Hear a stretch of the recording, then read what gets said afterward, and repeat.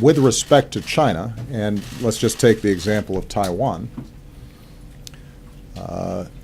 there has been a long-standing agreement, essentially, between China and the United States, and to some degree the Taiwanese, which is to not change the status quo. Taiwan operates differently than mainland China does. China views Taiwan as part of China, but recognizes that it has to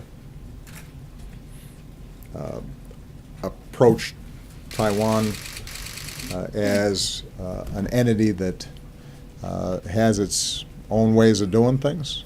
The Taiwanese have agreed that as long as they're able to continue to function with some degree of autonomy, that they won't charge forward and declare independence. And that status quo, although not completely satisfactory to any of the parties involved, has kept the peace and allowed the Taiwanese to be a pretty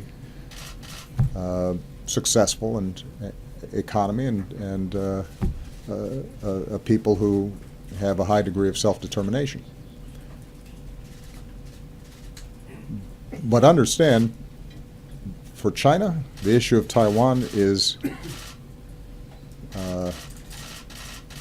as important as anything on their docket.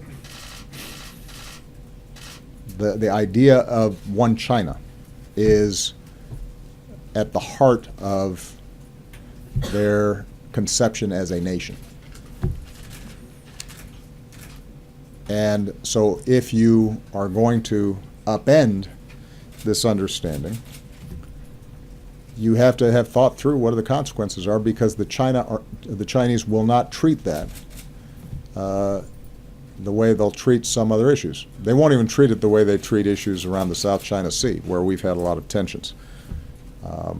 This goes to the core of how they see themselves, and their reaction on this issue could end up being very significant. That doesn't mean that you have to adhere to everything that's been done in the past. It does mean that you got to think it through and have planned for potential reactions that they may engage in.